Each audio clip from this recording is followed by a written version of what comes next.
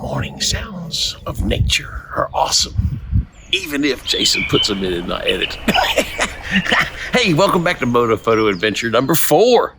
The boys are going to be doing a little more driving today. I'm going to start off at Fort Pierce and head down to Homestead, and there may be a few extra stops along the way, but I think they're going to have a good day. Was that a mosquito?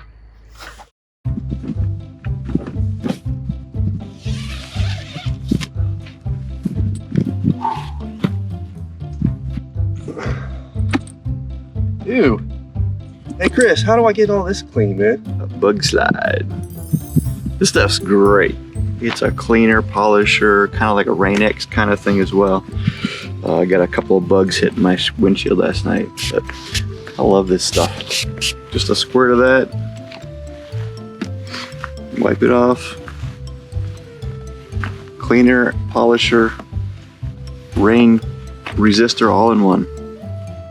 Keep your vision good for the day. What's up with the new visor cleaning method? I thought we figured that out episodes ago. David, on this trip on the Sunburn circuit, I've been looking at this tent the entire time. We've camped twice. It rained last night and it looks like you came out dry. Can you tell me just a little bit about this thing so I know where to get it and how to get it and if it's worth it for me? Yeah, so and that's honestly that's a fair question. So this is not an inexpensive tent. It's not for the guy who's going to camp twice a year, right? Right. It is also not for the guy who's only going to camp in perfect weather. Agreed. Right.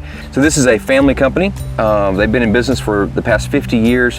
Their claim to fame was really from expedition type travel. Mm-hmm. So let me show you some of the specific features of it and what makes it, number one, easy to set up, but number two, why it's able to withstand that without any problem. So one of the things that makes this tent different are the tent poles. Mm-hmm. And most tent poles, that's the one that breaks first if it's not, a leak. And so these are 10 millimeter thick, which they're the thickest poles that I have seen on a tent, especially this size. Right. That creates a much more rigid, it's just like, it's very sturdy. The way they've done this is there's a vent here, it zips so you can close it, mm-hmm. which makes it a little closer to the 4-season version. And then vents all the way through and out the other side. So their recommendation when you're setting up the tent is to put it into the wind, the long way into the wind. Sure. The 3GT, the GT part is this vestibule. Hilleberg really did think of everything when they did this. So this is again made for expeditions, winter expeditions as well as summer. Right. And so the way this tent is designed is you've got 2 sets of zippers. So you've got zippers on the left and the right, but you can configure it to where it zips down. Oh, right. So that if you got snow up to here, mm-hmm. you have a flap and it doesn't actually go inside your vestibule. So that's pretty cool. So now you typically end up with a very clean, and this is what's great for motorcycle camping. Now, maybe in good camping, but like, oh yeah, it's just asking. Soft ground, it rains at night. There's a 600-pound bike. 600 pounds. Laying on top of There's no reason I would like to do that. No, it's hard to get up in the morning after that. Exactly.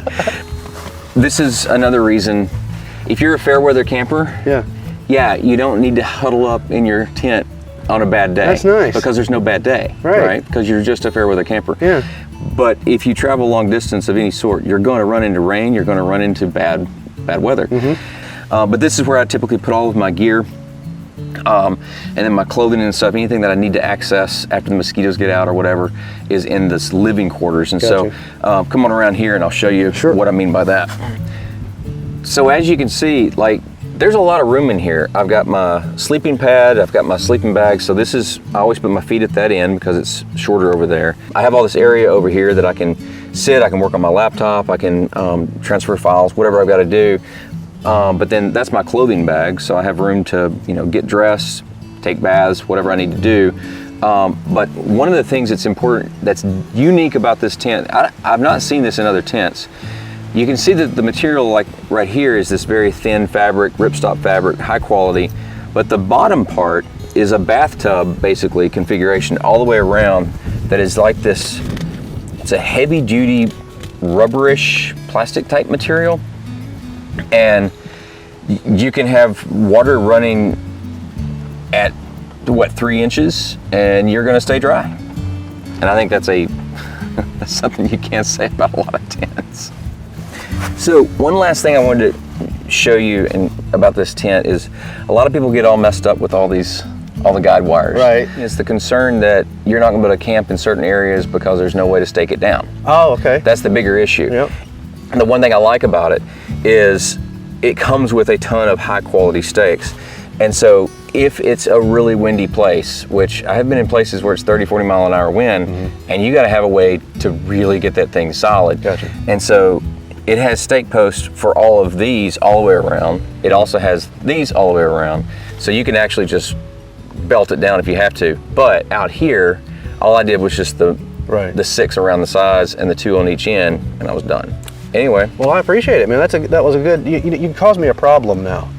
You know. It happens. Now I have to go shopping. I've had this conversation with a lot of guys, you know, at motor rallies and stuff like that. Right. And they're all like, yeah. Yeah, I think the grandeur of this would be a little bit more than what I would need. So I get the smaller version like you mentioned earlier. David, thank you. What was the name of the tent one more time? So it's made by Hilleberg. It is the aMAYSing GT 3 GT. Got it. So and 3 is the 3-man tent. Well, you've given me a little bit of envy here. Your tent's bigger than mine, so I'm gonna have to go shopping.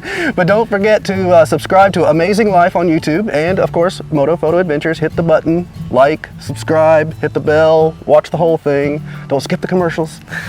Appreciate it. Go buy a tent. Awesome. Let's get on the bikes and go to the next location. South. All right, we're out of here.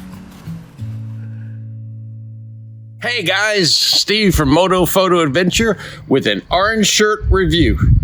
Oh, wait a second. David, what are you doing reviewing a tent? That's my job. If you guys don't get on the road pretty soon, I understand you're going to lose out on some coffee, but you guys need to go find a diner. Hey, don't forget to hit the like and subscribe. I got my coffee.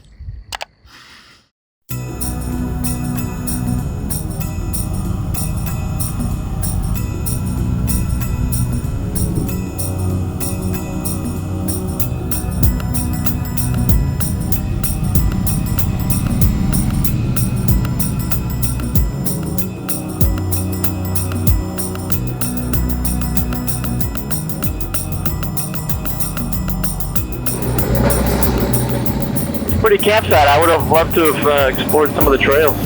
Yeah, that trail apparently went quite a ways. I would have loved to have stayed here for a day and photographed some of the wildlife. Yeah, it's funny because as you travel like this, it seems like all you do is make pincushion reminders of where you want to go. Right. Go back and spend more time at. Exactly. Left or right? Left turn. This is cool. GPS popped us back out on this cool little road that we came in on last night, but that was a fun little campsite, I thought. What'd you think? Oh yeah, it was great. I mean, it was a lot of space. They hooked us up at the last minute. We got the last couple. Yep. The mosquitoes were a little bit of a pest at the beginning, but the wind picked up. I think David has a different perspective on the mosquitoes than I do. Yeah, I'm not sure which campsite you were at. The campsite that I was at, I was being slowly leached of all of my blood. Did you eat any bananas recently? I heard that does it. I don't know. I don't think so.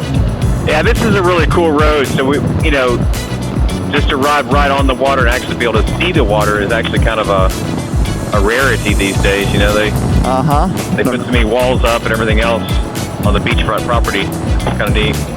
But it's a beautiful drive. This is called Indian River Drive. Oh, dude, I've got to look at that. What? Oh, that is so freaking cool. Oh, there he is too. Yeah, there, he's still there. That's so cool. How do you know he was flying at your speed and not mine? And how do you know you're not riding at his speed?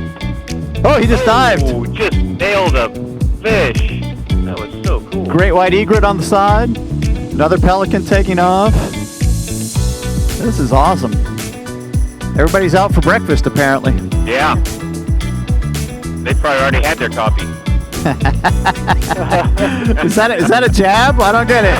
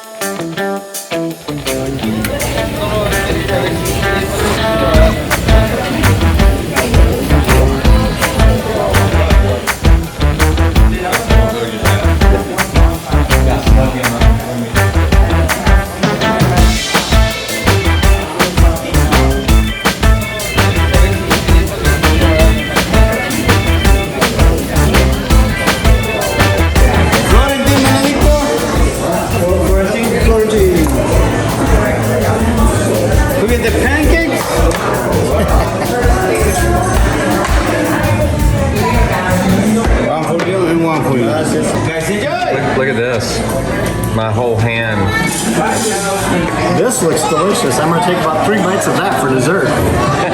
3 bites.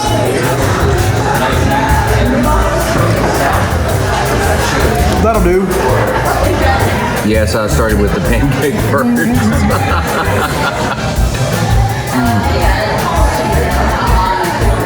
The smoked salmon is amazing. I think poached eggs, perfect. Love it. So it would appear that we picked a really good time to stop for breakfast, because I'm assuming our bikes are getting pretty wet right now. Yeah, big frowny face. And all the spinach, Brussels sprouts, sweet potatoes. They're making me feel a lot better about inhaling that awful pizza last night. That's true.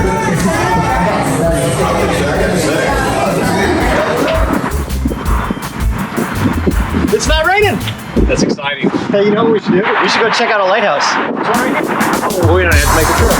This is my drone shot. Nice. Pardon me, do you have any Grey Poupon?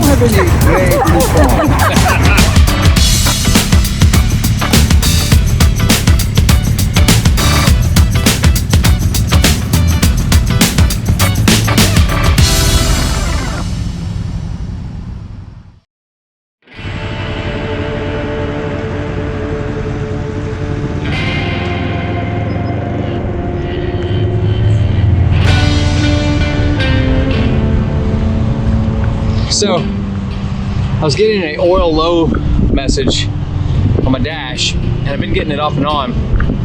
I really think it's a bad sensor, because when I flipped it upside down, as you may have seen in one of my other videos, I think that's when it kind of started doing that, because I checked the oil before I left and it was okay. Beauty about BMW is you're always like not that far away from one, it seems like. So we just happened to be like a mile and a half off what we were doing, and there was one down here. So check it out, better safe than sorry. Probably a half a quart, 3/4 of a quart. So yeah, it's low. So I'm glad I checked.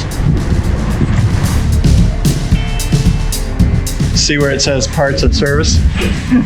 So the signs outside were wrong. They no longer carry BMW. So David couldn't find the oil he needed, so on to the next.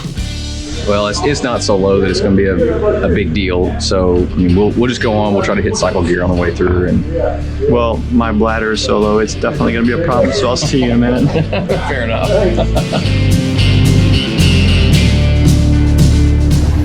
How you guys? I'm good. Sweet, thanks guys. Finally. Any luck? Visor, no. Oil, yes. So Yeah, hero! yeah, for the win. Cycle gear for the win. So the way BMW makes their oil cap is the screwdriver that comes with it. One of the 3 tools that come with the BMW has a unique end cap on the end of it. And so then you put the screwdriver that comes with it into it like that, and now it works as a lever. And it should never really be that tight anyway. It's like the pressure tends to tighten it up anyway. A lot of people over tighten this, and then it's really hard you can easily strip it out, because it is just plastic on metal. So if you're not careful, you will strip it. And once you get it loose, it's done. It's usually just a slight break that's required. I'm just gonna put a half a quart in for now, and then we'll see where it lands when we get there. And that's it. And we're off.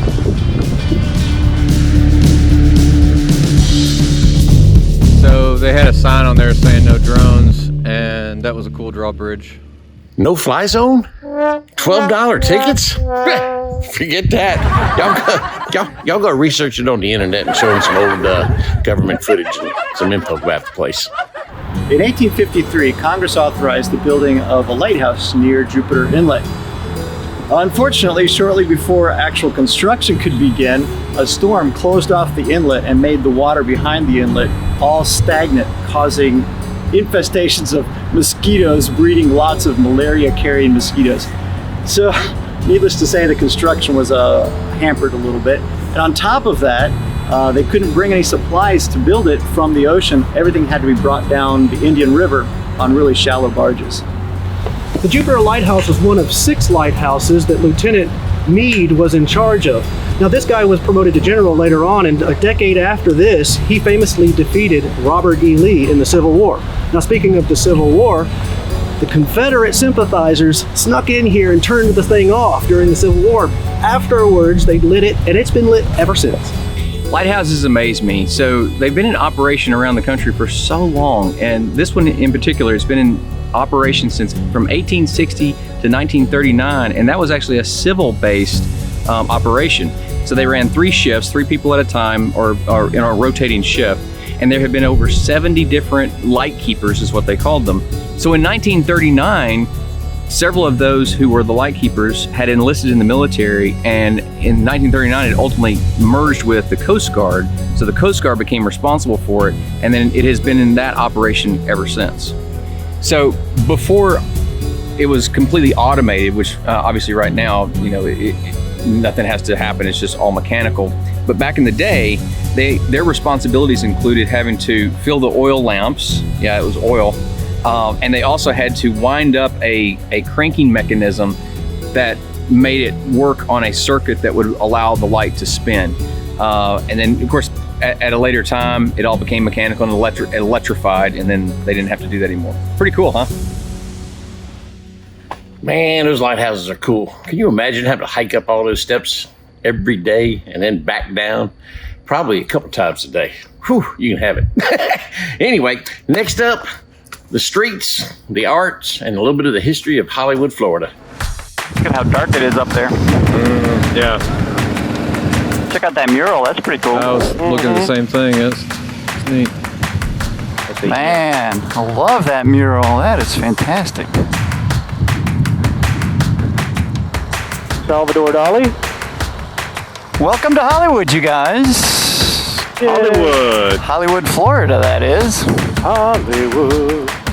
It's famous for this old 1950s style downtown area where they try to keep the look and feel of the shops the way they were back in the 50s. That is pretty cool. It looks like we happened upon a festival. Should we find a spot and take a break? I'm gonna get out of this plastic. Just a couple of blocks off of the hustle and bustle of I-95 is this cute little town called Hollywood. And we're meeting some pretty interesting people here. Check this out. Good to meet you. No, I saw the other bike with it. His bike. I was like, wait a minute. There's something going on here. There's something going on here. This is not a typical bike you see out here. It really isn't. It's not. I like your helmet. That's pretty cool. Appreciate it, yeah. I needed something because I have the proper full face, but I'm like, hey, you can't, Yeah. Where are you from? I live here in Hollywood. Oh, very cool. Yeah. So what's so interesting about Hollywood? You know what Hollywood is fairly eclectic. We call it Hollyweird for a reason. You go the next street over, Hollywood Boulevard, is kind of fun because they kept it retro. Yeah. We're loving all the murals too. These are pretty cool. Yeah, they started that probably a little over 10 years ago. Oh wow. Maybe less than that. Yeah. But Wynwood down in Miami started doing it. I like the fact that they're graffitiing with the murals because it just makes it look better. Oh yeah, I agree. Thanks for the history lesson, man. No problem. It's good to meet you. Unfortunately, I ain't got any I bags. seen other adventure bikes out here because everybody wants the baggers, everybody wants the Harleys, and I'm like, I'm not that guy. I think it's so cool how bikers always, congregate to each other. Oh, absolutely. Nice to meet you. It's kind of an interesting mix of people down here. So some cool things about the city. We may actually have Chris and Jason share that with you. In fact, he's doing it right now. Watch this. In 1920, Joseph Young came to Florida to build his dream city. He had already built Hollywood in the Hills in New York, so coming down here was Hollywood by the sea. In 1936, he passed away, but by 1960, this place was a booming metropolis for people coming from up north called snowbirds. By 1960, it was 2,400 hotels spanning all over the place. He bought up thousands of acres around here to make sure that it remained the moniker Hollywood by the Sea. A few famous people that you might recognize is Davey Allison of NASCAR fame and Joe DiMaggio, the very famous baseball player. He lived and died in Hollywood.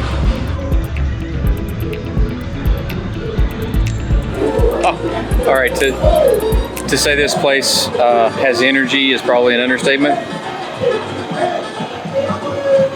So there's a festival going on in a large part of the area that is historically set up for to maintain this old school facade.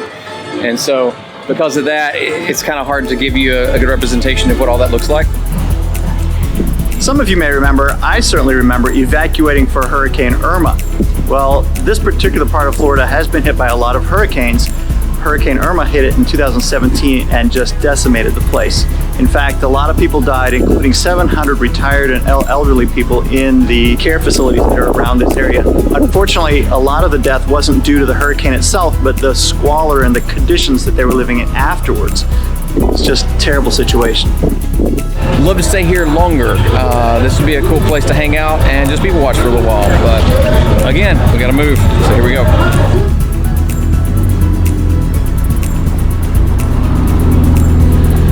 I thought it was a Corvette, but it is not. It is a Ferrari, and that's a beauty. Hello. All right, so my question is, like, do I keep the beard or do I lose it and go with the Salvador Dali mustache? Dude, it'd take a little wax, but you can do it. Boys, some warm Cuban food is waiting for us just 42 minutes further down the road. I'm on it.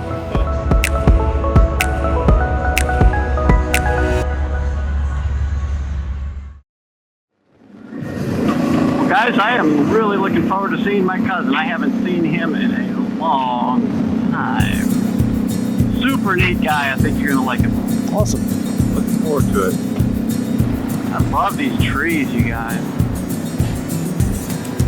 A little bit like Charleston too, all the live oaks. Now you guys do know Spanish moss is not Spanish, and it's not moss. Oh, that seems wrong. Did you know that? No. It's a bromeliad. It takes its nutrients from the air. Moss takes its nutrients from the tree. Vermiliad. And they're not Spanish. They don't have it in Spain. Wow, that's just... Yep, Cuba. Watch 360. Oh, that was awesome. You never change. I'll see you later. Camping is still closed. Thank you. Oh, thank you. This is about as official of the Cuban as you can get. Excellent. Do that again. Oh! Gosh, thanks, man. Acting. Great to see you. Yeah. Don't forget to hit the like and subscribe button. Beautiful. Wonderful. Well, guys, this makes it to the end of this episode. On behalf of Jason, Chris, and David, I want to say thank you for watching.